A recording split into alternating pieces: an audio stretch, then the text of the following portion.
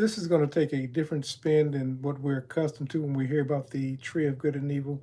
But Master Teacher said this, you shall know a tree by its fruit. And we're going to be talking about that fruit and how we have within us both the tree of good and evil, and of course the tree of eternal life. But that's not our focus today. Today is going to be the focus on the tree of good and evil. And that's us thinking from our conscious, subconscious level. And we're going to, like I said, we're going to get into that and we're going to begin to determine what we're operating at any given time.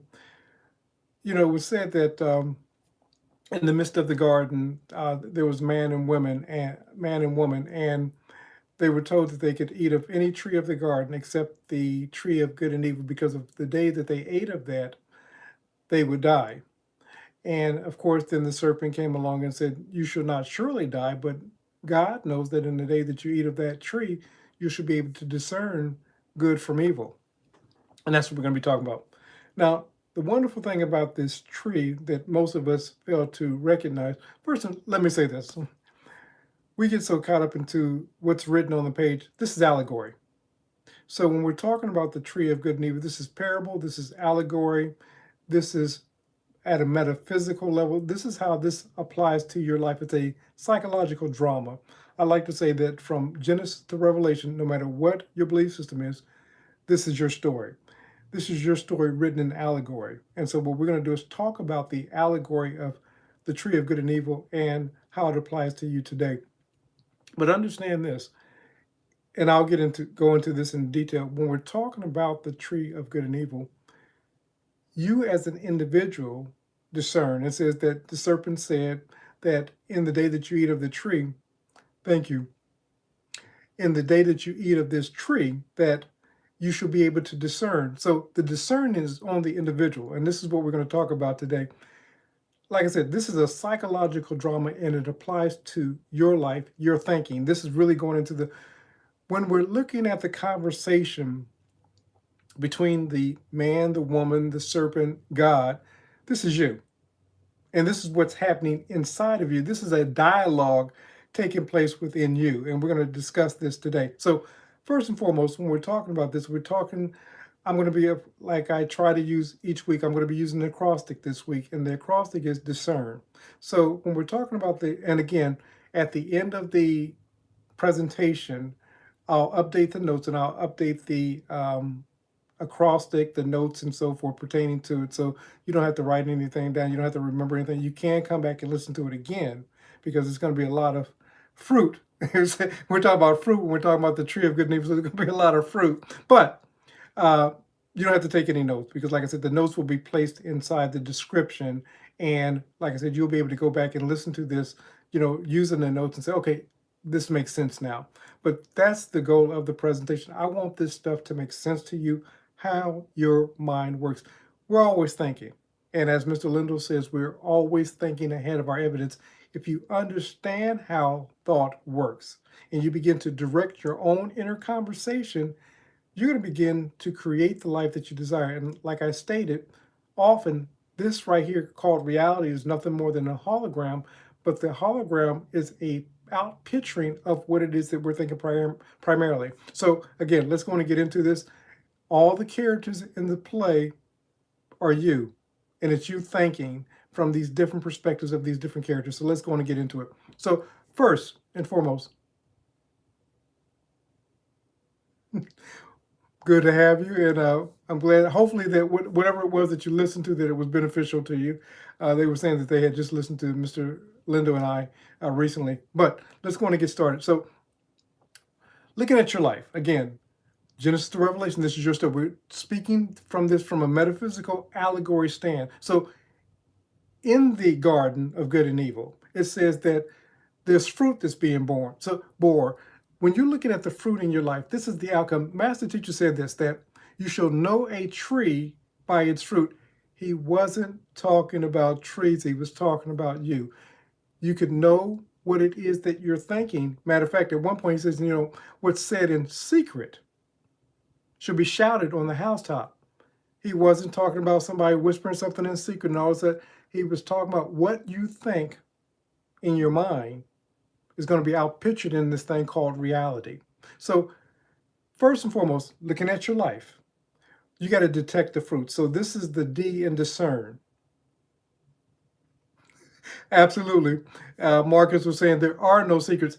And even the thing that I can know primarily what it is that you believe by simply listening to you and watching your lifestyle. Now, most of us say, oh, nobody knows.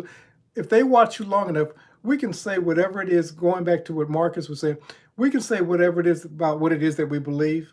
But lifestyle always bears, no, I really don't believe that. I'm just, lifestyle always bears out what we truly believe. And this is what we're going to discover today. So first and foremost, you have to look at the fruits. So what is your life producing right now? Now, I know that you want to look at it's the economy, it's who's in office, it's your religions, it's your spouse, it's your children, it's you. And it's what you've given. Now, they have the responsibility of their own individual thoughts. And then collectively, we have the responsibility of our collective thoughts. But as far as your life goes, it's you. It's you. So what are you producing in your life right now? See, your outcomes reveal patterns beyond personal labels. So whatever it is that you think that you, if you can give me a little bit more, Margaret, I'm gonna try to read this collective consciousness things, crying, coming, starting, consuming less. I think I got it all. Give me less, Marcus.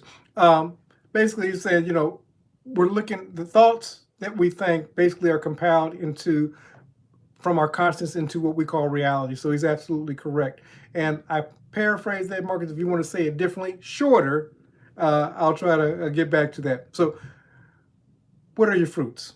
What's going on in your life right now? The wonderful thing is, if you don't like what's happening in your life right now, you can change it. But understand this, the mirror called reality, it takes a second to catch up with you. So don't think that in a moment you change. Well, I just started thinking positive thoughts, coach. My life hasn't changed. Every seed has its own appointed time. So some of those things are going to be transformed almost immediately. But some are going to take a little bit longer. And some will even take years depending upon the nature of the seed. You can't force the seed though. You plant the seed and then you allow it to germinate, but you keep holding the state, the desired state of what it is that you want to be, do, or have. So look at your fruits. Now, once we've looked at the fruits, then we say, okay, I don't like what it is that I'm seeing. Now, this is a good thing because you've identified now what it is that you want. Now you know how to begin to direct your own inner conversation. Mr. Liv will often say, blessed is the person that does not condemn themselves for that which they've allowed. So now that we realize, okay, I'm not liking what I'm seeing in this thing called reality. Remember this, please. I got something that I'm working on right now, and it's called quantum mirroring. At the subconscious level, at the conscious level, whatever you're holding at that level, reality only acts as a mirror. It can't be otherwise. Now, you may not like the overweight person in the mirror. You may not like the person that may have a blemish on their skin, but you can't change the mirror. You can't rub the mirror called reality and say, well, reality, you got to change. It doesn't happen that way. You have to start. Let me go back to ancient text. Ancient text says this, that faith, belief, we'll call it belief, but faith is the substance. Faith is the substance. Belief, thinking, consciousness is the substance of the things that you hope to outpicture. Now, you may not even hope to, if you give faith, belief, consciousness, your continual attention of that thought that you don't want. Faith, belief, consciousness is the substance. It's the substance. We think reality, we think this is the substance. This is the byproduct of the substance called faith or belief. Somebody believed this into existence and then went about to create it. I'm trying to give you a visual picture. Faith, belief, what it is that you imagine most often is the substance of the things hoped for and the evidence of the things not yet seen. It takes reality, this thing called reality, a moment to catch up with you.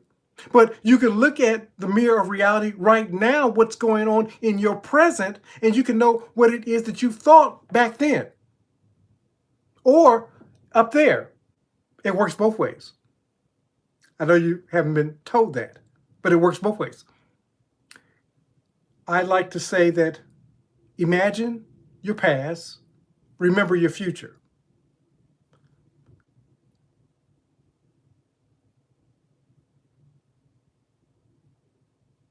No, no. I'm going to be straight with you and I'm going to be honest with you. No, you can't. Why? We'll talk about that in a second. The question was, can I single-handedly stop all the wars and all the bad things and everything that's going wrong in the world? No. It's called Elohim. You say, Coach, what does that mean? Elohim is the one God made up of many. Now, can you control your own world and begin to direct your own conversations? So what you see most often in your world, yes. Just like say that you're married, your spouse sees what's in their world, your children see what's in their world, your neighbor sees what's in their world, but then collectively we come together and we begin to transmit thoughts. And we have this collective imaging, but it's not an individual. It's like your cells in your body. Let me give you a picture. It's like the cells in your body.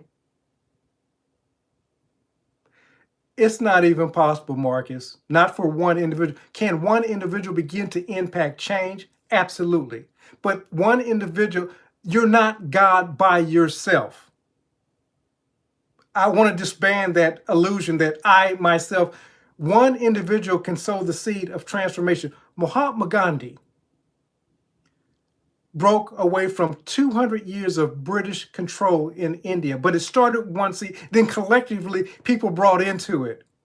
But if Mahatma Gandhi was the only one, if Martin Luther King was the only one, if Malcolm X, whomever you can think of, was the only one that thought that out of the collective, then the only change that would have taken place is in their world. But when you got, let me give you a scripture. It says, where 2 or 3 are gathered in my name, I am. Whatever we're saying collective. So can Marcus and DiCarlo get together and begin to bring about change? Absolutely. But when we start bringing about that change, we start getting other numbers coming together in agreement to bring about that change. Now, can it start with one person? Absolutely. But if that one person by themselves does not get agreement, 2 or 3, how can 2 walk together unless there's agreement? I agree. Blessing everybody here. Good to have you here also. So you're responsible solely for what's being outpictured in your world, just like each and every 8 billion people in the world collectively. It's like we got something coming together often that where monks will come together and they'll start praying for an area, or they'll start praying, and then all of a sudden we start seeing change. What I'm saying to you, it gets amplified. If it's just the amplification of one individual, it's just like the amplification of one cell in your body saying, well, I'm in the finger, but what I want to do is just, change everything.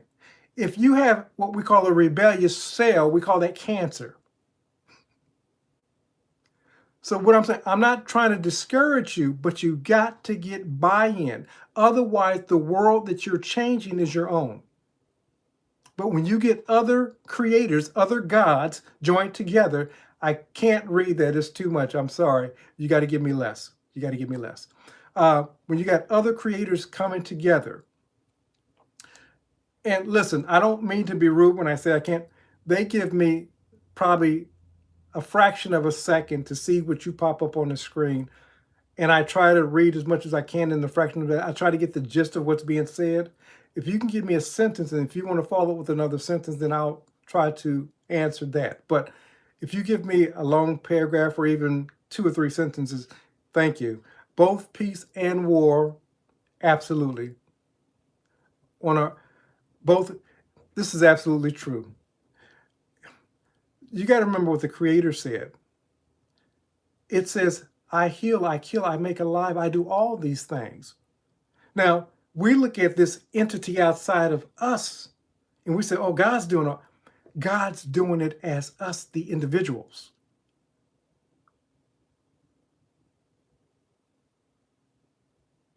Absolutely. And when you begin to emotionalize love, care, and it begins to be an out picture, then one builds upon another, then another, then another. Then pretty soon we have this pandemic of love, as it were. But we have to get agreement. Scripture says, how can two walk together unless there's a spirit of agreement? So there has to be where 2 or 3 are gathered in my name. It's certainly on the outside, but it can also be on the love inside. Marcus was saying that war and anxiety is on that. It's the mirror, but the mirror can only reflect. Marcus, you know about working out. You're a good looking guy, you work out and so forth, so you know exactly what I'm talking about. You've trained other people to work out. When these people are working out initially and they come to you, they're not in shape. So the image that they're seeing in the mirror prior to them getting in shape and buying into that they can be in shape until you've taken them through their program and they're starting to think differently, the image reflects out of shape, anxiety, war. See, until we change our level of consciousness and then we do it collectively, then that illusion, the illusion of war will continue to be pictured. But when we start coming together collectively and we say, no, we're not having this anymore, and enough people buy into, then the change takes place. The outward, what we see on the outward is nothing more than what's being reflected on the inside. The question about, you can manifest as many desires. We don't think, listen, we think anywhere from 70, 80, 90,000 thoughts a day. We can manifest multiple things. The person says, how can we manifest 2 or 3 manifestations at one time? The problem isn't manifestation, it's us. It's because we have something in us called a reticular activating system. That simply means that we can't think more than one thought at the same time. Now, people think that they're thinking more, but what's happening is you're bouncing between thoughts. One thought gets your attention, then you bounce to another, you can have as many things. If you want to manifest multiple things, then do this. Instead of thinking about a thing, think about an experience, an environment. See yourself in this beautiful mansion, for example, and see outside your car, the children, the pets. You create this mental movie. In creating this mental movie, it allows you to begin to get into a place, a vibration, a frequency of being able to manifest all the, you're going through your mental movie and you're walking like watching a movie on the screen, but now you're the actor on the stage of that movie. When you're the actor, Neville talked about, 3 or 4 generations going back. And because I'm running my mouth, I'm going to miss what you're saying, so you may have to resend it. But Neville talked about in a dream, in a vision that he had, a lucid dream, he saw this 3rd and 4th generation. Then he saw, grandfather said when he was on this empty lot that he saw, that grandfather was Neville's father and brother, and the empty lot was them and their store. That store today, that business today, let me say it that business today is worth $1 billion plus. But when Neville's father and his brothers start to imagine, they didn't have the resources or anything else to manifest that. But as they begun to manifest that, micro decisions, absolutely. Some people call it baby steps. And this is the wonderful thing. We overthink this stuff. And it's because, a lot of times creators are teaching this stuff. I said it, somebody asked me in an interview recently, said, well, if you're going to break this down to layman's terms and somebody that never understood the law of attraction, law of assumption, all this stuff, how would you tell the individual that was a novice that didn't understand it? And my sister said it just a second ago. Micro, baby steps. You become as a little child. See, when we were children, before Christmas or whatever the holiday was that you celebrated, birthdays, whatever, you started to imagine what it was that you wanted. And you got so excited. You couldn't wait for it. You couldn't wait to break open those packages. You couldn't wait on your particular birthday to get that bike, that toy, whatever, that doll, whatever it was. We do this all the time. But now we do it negatively. We say, well, it's going to be a bad day. Life is hard. The finances, I don't know what I'm going to do. I'm not, work, they're about ready to lay me off. It's still the same thing. You're still making prayers, but you're praying for what it is that you don't want. Absolutely. Listen, we give these things names and terms like state akin to sleep. We do this naturally because this is who we are. We're created in the image and the likeness of God. So when I say that you're God's, I don't mean that you're kicking God out of his throne seat or her throne seat and saying, oh, now I'm in the place of God. It's not that. It's like the cells of your body being you. They can't help but reproduce after your image and your likeness.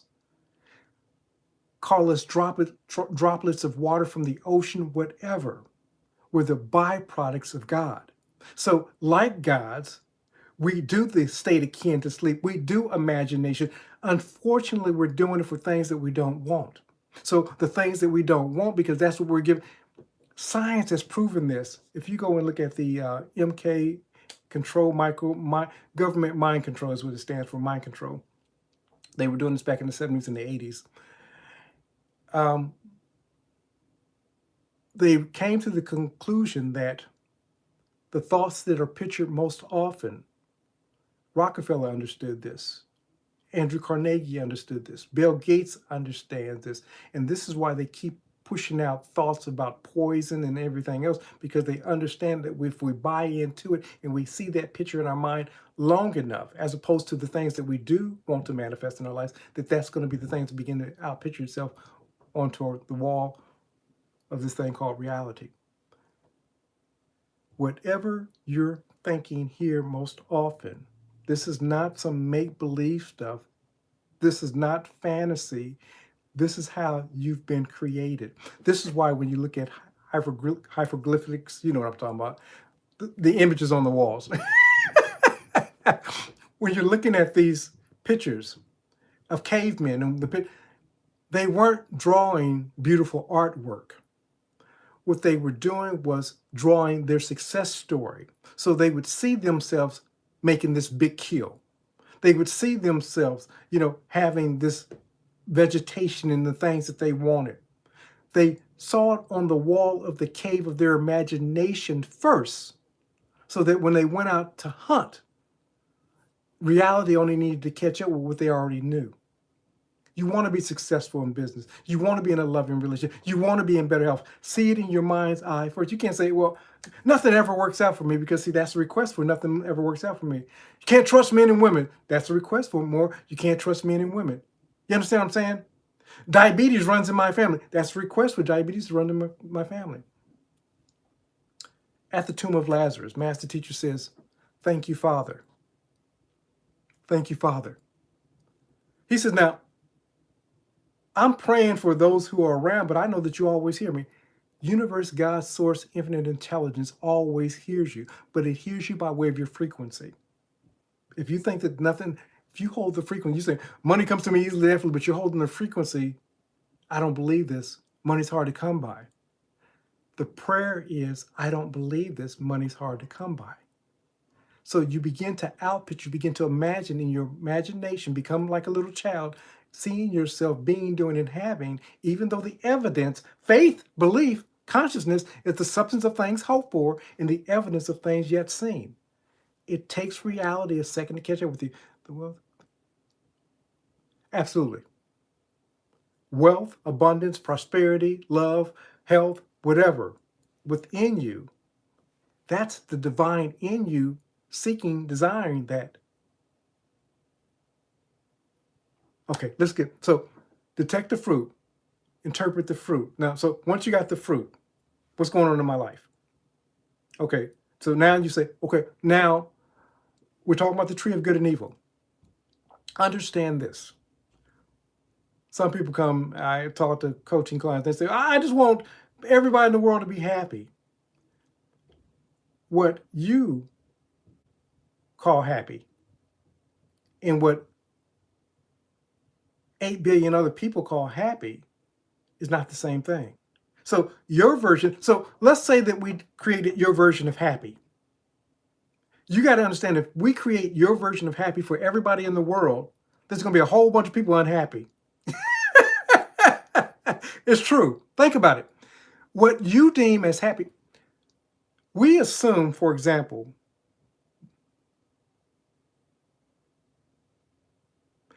but your perspective is your perspective. And again, I hear what you're saying, but you and two people can have a conversation. You and another person can have a conversation. And when you get deep enough in that conversation, what you're going to discover is what they consider success is, what success is. And think about this. You got to understand that, let's say that we're talking from our perspective. Those perspectives of happiness are going to clash. You understand? What you deem as happy and what they deem as happy eventually will clash. And there will be a situation where there's unhappiness. My whole point is you can't. So it goes back to the person says, I just want world peace.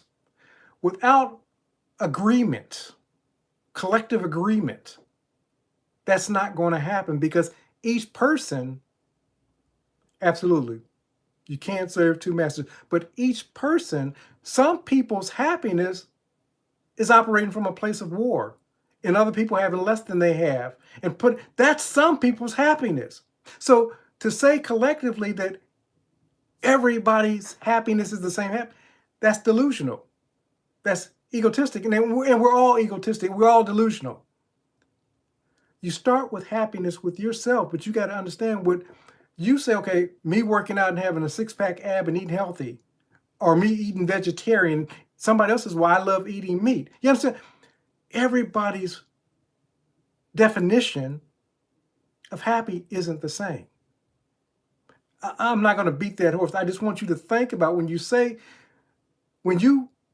think about world peace, that's beautiful. But you got to understand there's other people saying, no, I don't want world peace. I want, chaos. And the person that's seeking chaos, they're happy. The person that's seeking world peace and each person is a God unto themselves. Your responsibility is creating your world and seeing in your world the things that you want to be, do, or have. And then what's going to happen is you're going to attract other people, like-minded people that are in agreement with you. But you got to understand, because we've all been given free will, there are other people that will choose to be in opposition with you. That's the byproduct of free will. If everybody was happy according to your version of happy, they no longer have free will. Exactly. You imagine what happened. Listen, what I'm not telling you not to do, I'm not even saying don't wish for world peace and so forth to the best of the ability of the human race to being able to conjure that up. That's your job. Your job is to, whatever's been placed on your heart, I'm not discounting you. I just don't want you to get to a place and you say, well, this is not working. It's not that it's not working, but you got 8 billion other people that are gods that are also creating. You create the best version of your ideal life for you and watch it be outpictured in this thing called reality. But you got to understand, everybody else is doing the exact same thing for themselves to a greater or lesser degree. That's your job to see. Your job is to see what it is that you want to create in your reality. That is your job. But you got to understand that we have 8 billion parallel realities, all mingling together, separated, and so forth. It's okay. Your job is to see the best version of your world. Don't you understand? What inspires you, as what's just been said. You go for that. And you keep seeing it. You keep because what you're going to find is that's what's going to show up most often in your world. But it's like I talked last week about going to a party. Two people can go to the exact same party. One person, man, it was the greatest party ever. It was the greatest halftime show ever. Somebody else comes along. That halftime show, that party sucked. You understand? Two people, same event, two different perspectives. We're given to choose, and that's okay. Your job is to imagine the best version of your life. So let's go and move forward. So once you see the root, you say, okay, now once you detect the fruit, you know what the fruit is. That's your lifestyle. Now you say, okay, I've been thinking this kind of way, so now I'm getting this kind of outcome. So let's say that you're thinking error thoughts. It says, draw near to the good that you desire and resist the error, and the error will flee. If you find that you've been thinking in a certain kind of way and it's not taking you to where it is that you want to be, that's discerning the root. You simply start from this moment on practicing thinking differently. And let me say this. Think in accordance to what it is that you want to be, do, or have. See, and you're going to stumble, you're going to fall. The thing is, more is better. And the more you do it, you're going to strengthen that muscle. But please don't get to the mindset that people tell you, you make this change of thought and tomorrow everything's going to be different. It's not. Sometimes certain changes happen overnight. Some are going to take a little bit longer.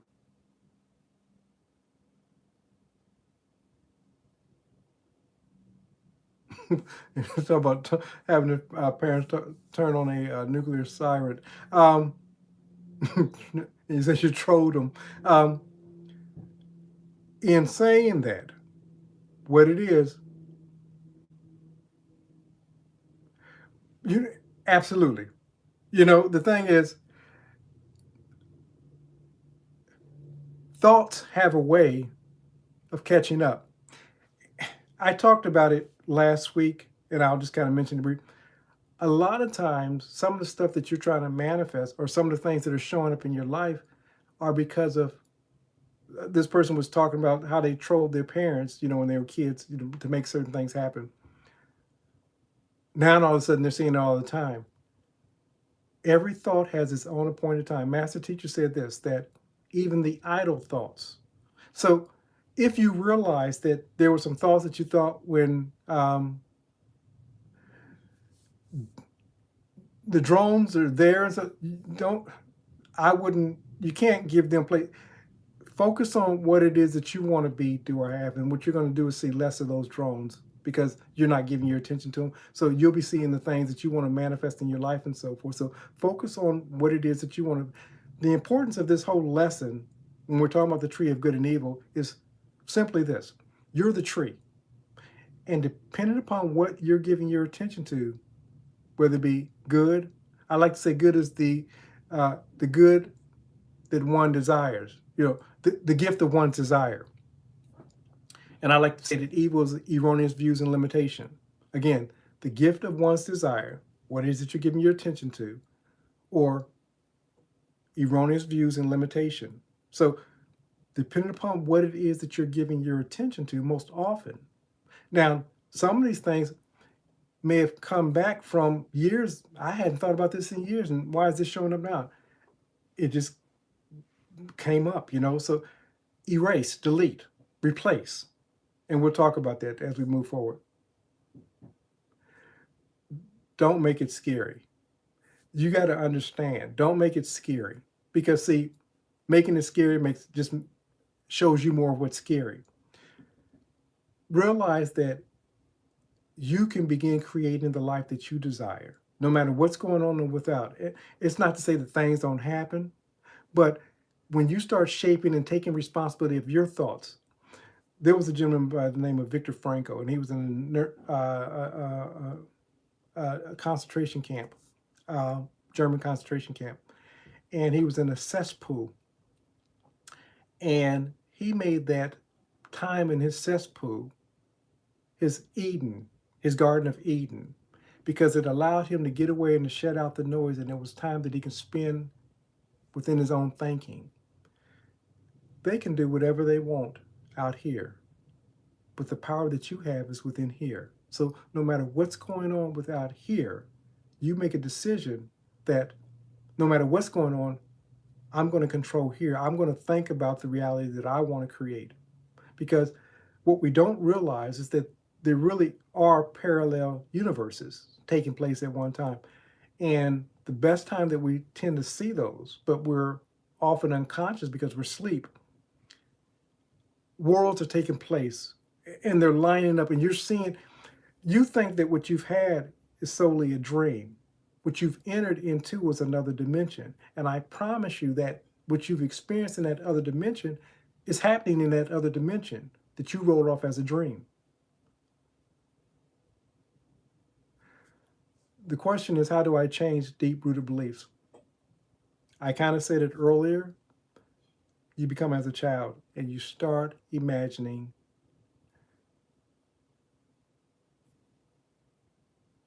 remember your future and imagine your past. So say that your deep-rooted beliefs are based off of trauma that happened when you were a kid. We'll just use that as an example.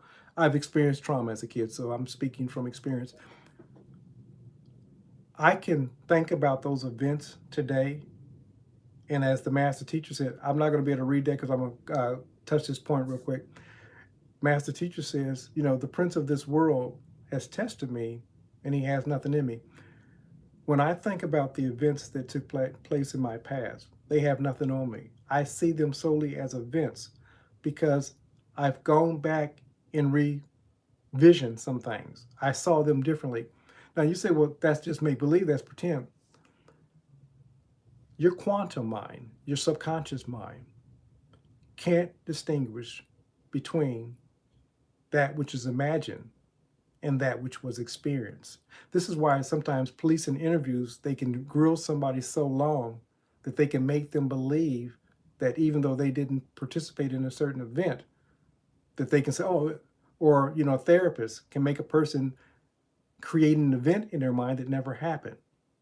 So my answer to you, you start thinking from what it is that you want to be, do, or have. Every time that other thought comes up, every time that trauma comes up, whatever that belief system is, replace it.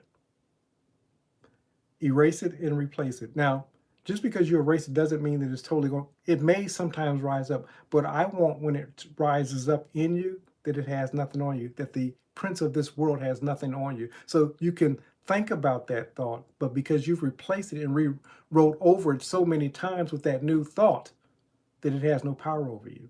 The power right now is because that's what you've given your primary attention to. And for those who have seen Groundhog Day, you've continued to live out the situation in your mind's eye over and over and over and over again. So what you keep doing is advancing it into your future, advancing it into your future, advancing it into your future. I sound like Esther Hicks. She and Abraham, but that's what you're doing. You're advancing it into your future. You change at the moment of now and say, okay, that event happened, but I'm not giving it any more space. I'm not going to emotionalize it. Yeah, I can see that it happened, but I'm going to, even if I have to use the tool of revision or sometimes called forgiveness, let me explain. I'm not even getting to the lesson yet, and if I need to, I'll cover the rest of this next week. But when I say the tool of revision, Neville's is also aligned with the tool of forgiveness. I often say this, that forgiveness is probably the most selfish act that you can practice for yourself. People say, what do you mean? Me letting them off the hook is the most... You're not letting them off the hook, you're letting yourself off the hook. When you release another, this is why scripture says that if you don't forgive your neighbor, your brother, your sister, their trespassing, your heavenly Father won't forgive you of your trespass. It's not that God is in heaven and saying, oh, since you failed to forgive them, I'm not going to forgive you. Lightning and thunder. It's none of that nonsense. You're the God. not forgiving. When you fail to forgive, because we're all connected, Elohim, the one God made up of many, what you do to another, you do to yourself. So when you forgive that person, you release that negative energy, that poison that's in your system that's killing you sometimes, and you release it, not for them, but for you. Now, do they receive the benefit? Yeah. But multiplied is the benefit that you receive in letting them go, letting that thought, letting that energy, letting that story go.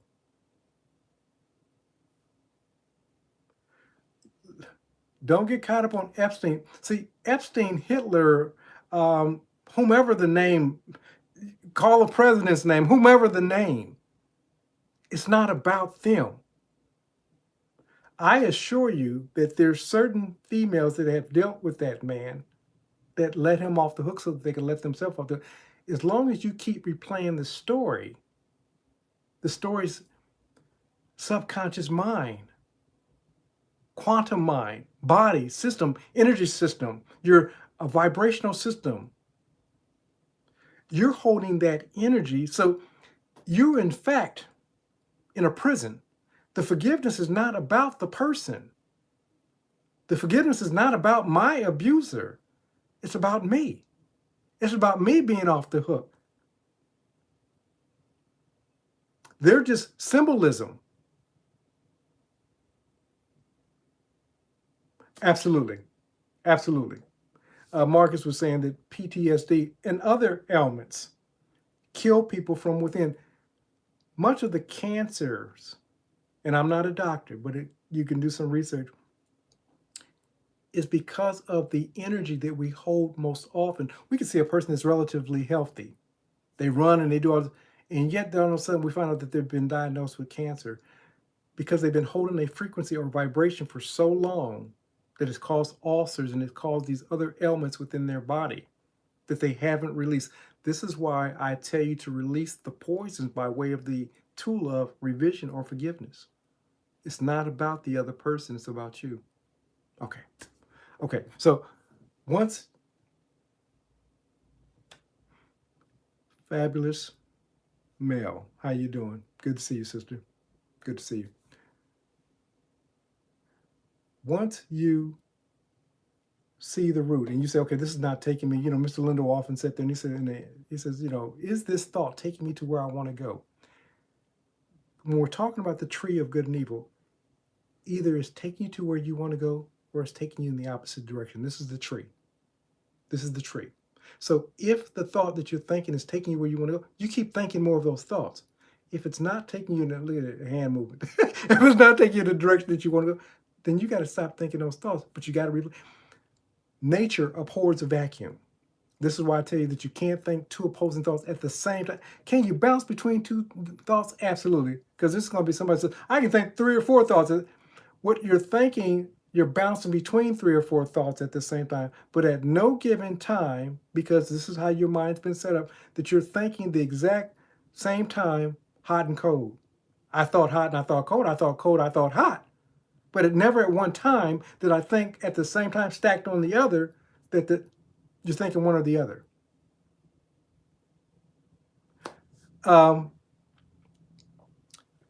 Years ago, there was something that came out that was called a car. The question was, what do I think about people being scared of AI? There was something called a car. And, people thought it was a fad. And they said, a couple of years, the car is going to go away. And so, the person that created horse and buggies and carriages, and he kept buying more whips and horses and carriages and so forth. Pretty soon he found that he was out of business. Those who moved with the cars, they advanced with the cars, they grew their livelihood and so forth. Years passed, something called a computer came out, and everybody said, computer's gonna be the worst thing in the world. Anytime new technology comes out, now, like a gun can be used for hunting or it can be used for harm. So people say, let's get rid of all the guns. That doesn't take care of the problem because a hammer can be used for building but it could be used for harm. Do we get rid of all the hammers? Dr. Joseph Murphy said, you could use water, and water can be used to bathe a baby, but it can also be used to drown a baby. What is my point? No matter what the technology, men, women, people have the ability to use that technology for good or evil. Back to the tree. You use the tool that serves your best interests. And I believe that anybody's on this call will be using the tool of AI for good. It's the tool is not the problem. The tool is not the problem. It's the person that's wielding the tool. In the parable, the allegory of Cain and Abel, two brothers are out. One takes, a skull or brick or whatever. That brick could have been used to, build a garden, but he chose to use to crack his brother upside the head and kill him. My whole point is the tools are there to benefit. Now, what we do with the tool, and this is humanity, everybody's given a choice, can be used for good or evil. So don't be fearful of AI. Ask yourself, don't close your mind and say, well, I'm just not going to use it. Ask yourself, how can I use AI to benefit the world, to benefit my own life? And then begin there. Hopefully it helps. So this kind of goes to my next point. Study your truth, your story. See, everybody's living their story. Everybody's living a story. Some people, because of our indoctrination, we have a story of religion. Some have one of love. Some have a story of hate. If your story isn't serving you, consider changing it. And it's yours to change. You don't have to keep telling that story of health, of lack, of loneliness. If you desire something different, begin telling yourself a different story and then begin living from that new story and watch what begins to show up. What you're going to see is the next step. You're going to begin to clarify the proof. You're going to start seeing the evidence. I talked some time back about envisioning a particular car. Now, prior to me seeing that car, change your story, you got to decide, change your story, change your world. Now, again, you're changing your world. You're going to find people in your world that are still operating from the old story. That's their story. Your job is not to change their story. Your job is to change your story and receive the benefit of you changing your story. Now, will some people come along when they see you benefiting from your story? Absolutely. But some people you're going to have to leave behind. And you won't even have to make that decision. Some of them are just going to drop off. Oh, she thinks that they're too good for us now. They don't have time for us now. So just operate in your story.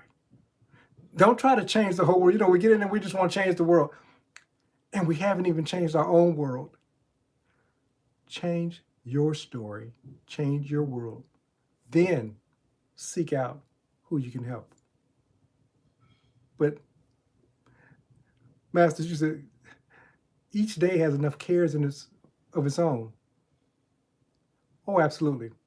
Now, the question was, do I think, years ago, healing, somebody brought up the story of healing. Years ago, I was talking to a friend, and she told me about her aunt at that time, and her aunt was dealing with cancer. And I said, okay, didn't say anything else. I started seeing on her aunt's behalf her being well, being better, so forth.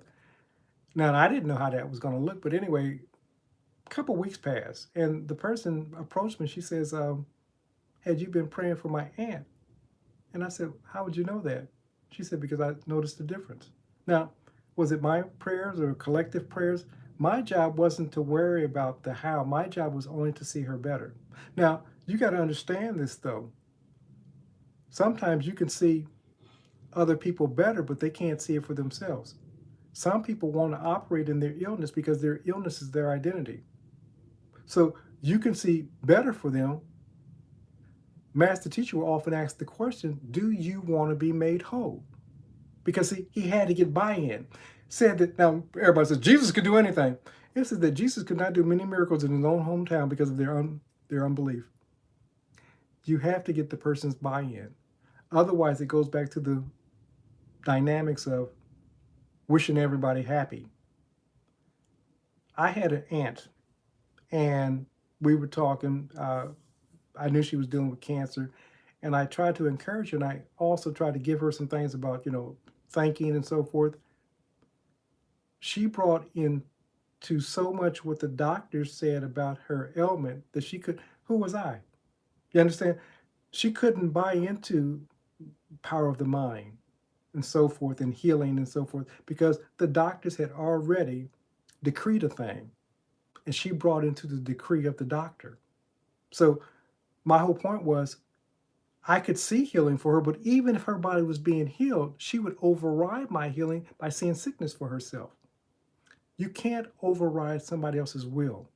Sometimes with certain people, they've resigned themselves to the illness. And no matter how much good, even if what you're seeing is working, they're going to talk themselves out of it and say, well, I'm just feeling good that day. Now, you're going to say, man, I saw and they were feeling better and I saw the improvement. They're going to say that was just a passing fancy. I have what I have. I have to be realistic. So their realism is their illness. And you can't talk them out of their reality. It's like me trying to talk somebody and saying that you're God's. Why would anybody, or you can be prosperous or you can be healthy, whatever, and you get people to show up on the page, on the channel, and they're fighting for their limitations. I have to allow them to remain right there with their limitations. Now, sometimes I try to convince, that's my nature. But I get to a point, I have to let that person be exactly where they are. And I understand what they're dealing with is literally thousands of years of programming to keep us thinking that we're less than who we are. This is purposeful, and it's been going on for thousands of years.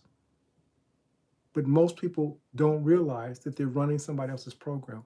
And ultimately, you have to release them to that old ideology, to that old programming. If they're not willing to receive something new, you release it. God's going to wake up in every person. It may not be in this timeline. It may be in the next one or the next one or the next one. Ours is not the win. Ours is to see the bigger, better, more, or the happy, whatever that looks like from us to them. But understand their happy may not be your happy. And some people's happy is being in their misery.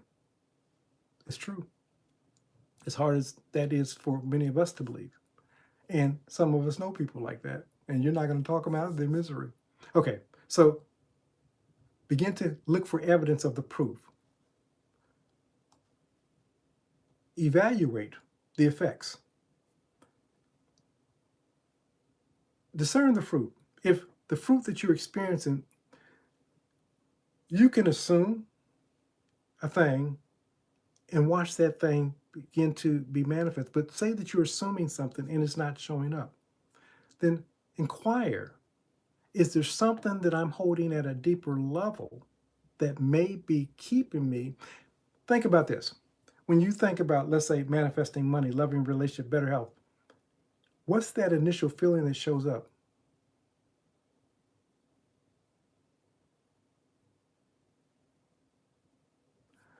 We're all connected. Someone was saying that they had text somebody, were communicating with somebody, and that person communicate. We're all connected. And occasionally, we will get on the same frequency with somebody, and it's like you get on a frequency with the individual, and they say, well, I was just thinking about you. Or you say, I was just thinking about you. I just told you operate. Two are in agreement. Now, do we always stay in that frequency? No. And we'll find that we're often in frequency with different people, various people. Sometimes, if we're married, we're speaking, we're in a relationship, we're speaking the words before the other person says it. Or we're ending their sentences because we're in that frequency. So you sent the text, they responded at the exact same time. You were in frequency, you were a vibrational match at that moment. You could hear them, they could hear you. It doesn't matter. It doesn't matter. Marcus was saying he wasn't even thinking about it. It doesn't matter. Vibration doesn't need a thought. Frequency doesn't need, per se, a thought.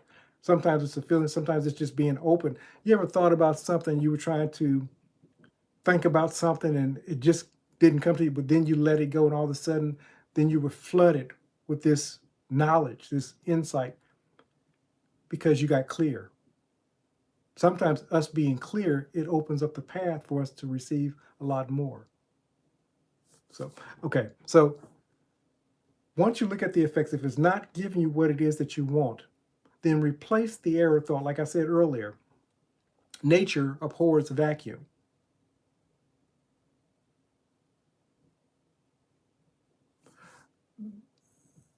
There's, they were saying that there's no you, there's only outcome. There's only God. You know, a lot of times we're in the Neville Goddard community, we say that everyone's yourself pushed out. The truth of the matter is, everyone's God pushed out. And because we're connected. Now, in saying that, this is not a cue for victimization. Now, what am I saying? A lot of times people treat other people bad. And then they use and say, I'm just you pushed out. That's bullshit. That's bullshit. You don't treat people bad. If you, Neville had thing that he often said as a reminder, the golden rule. Thank you. We're on the same page. See, we were frequency. You see that, Mark? We was on the same frequency. So the golden rule says, truly, how would I want this person to? Now, they may not treat me, but the goal is, because see, you got to understand this. The reason why you're using the golden rule is not for them. It's like forgiveness, not for them. It's that you want to be in frequency of the thing that you want. So if you're treating people like shit, you're in frequency of people to treat you the same way. You got to start using your vibration. It's a boomerang effect. So whatever you're transmitting out, eventually, just because it doesn't show up immediately, doesn't mean that. And the unfortunate thing that you got to be mindful of, it doesn't even show up as one person treating you like crap. It's multiplied. Why is everybody treating it? Because that's the frequency that you're setting out there. You want to transmit, and Marcus, I think that we're going to be saying the same thing, so I'm not going to read that. I'm just going to go on and say it, and I think that we'll be in agreement. You want to transmit what you want to receive. So the golden rule is really, again, not like forgiving. It's not so much about the other person. What do I want to come back into my life?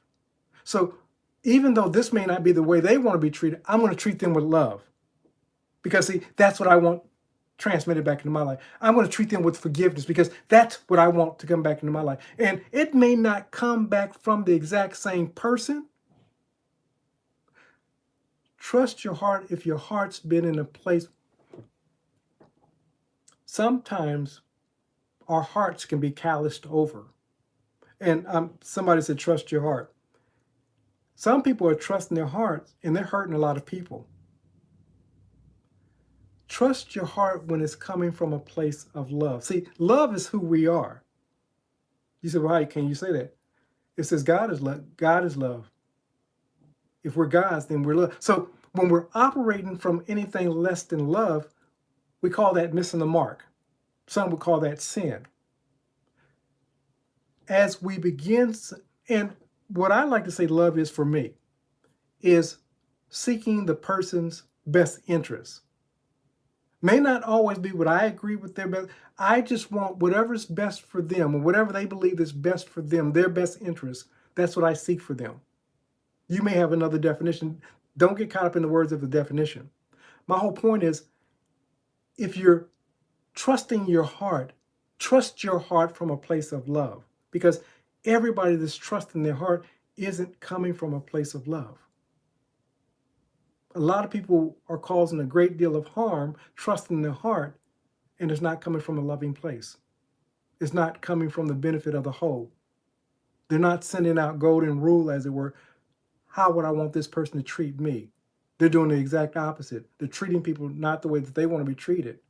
You understand what I'm saying? So transmit forgiveness, love, whatever it is that you want, the way that you want it to come back to you. Why is this important? Because that's how it's going to come back to you. And it may not even come back to the source that you sourced it out to initially. It may be coming from other vehicles, other people, other entities known as gods. Okay, so nature abhors vacuum. So when you replace a thought, the question was asked, how can I get over these, let's say negative thoughts, for lack of a better word, paraphrasing. You start replacing it with the thoughts of the things that you desire, the thoughts that you want. Start thinking about every time that other thought comes up, you start replacing over a course of time, you'll think less of those other thoughts and you'll think more of the loving thoughts. Mr. Lindo will call it think lovely and then what's have a good report. Think about what it is that you want to materialize most often in your life. Think about that. Imagine that. See yourself as a child doing, being, and having that. Think on those things. Okay, so replace the air thoughts. Once you start doing this, a lot of this is going to happen so fast that you're going to go through. I'm giving you a checklist, but a lot of times this stuff happens in fractions of a second. Once you start building up the muscle, the mental muscle, you'll think it, and all of a sudden you'll go through this whole process. Okay, how do I want to be treated? How do I want to be? Is this thought taking me to where I want to? All this is going to happen in front. And you're going to think about somebody, and that negative thoughts are going. You're like, no, I don't want to give attention to that right now because I don't want that coming back to me.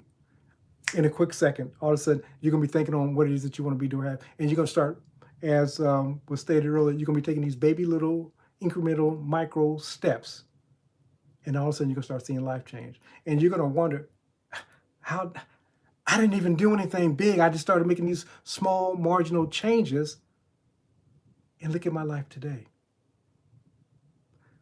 Notice your new fruit. As you begin noticing your new fruit, there was something in a book called The 1 Minute Manager years ago. And basically, the 1 Minute Manager was about a manager going out to his office space, his workplace, and catching people doing something right. Catch yourself thinking in accordance to who it is that you want to be doing and celebrate. Every time you think in accordance to who it is that you want to be doing, have, celebrate. And what's going to happen is you're going to get more reasons to celebrate. Guys, I hope that this was beneficial to you. I hope that it was helpful for you. Till we speak next week, I love you. I appreciate you. Thanks for showing up. Thanks for the input, for everybody that added input. And I appreciate you guys. Talk to you next week.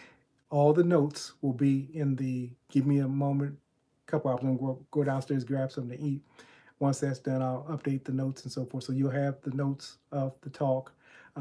So just give me a few moments. And I appreciate you too. Thanks for showing up. Love you guys.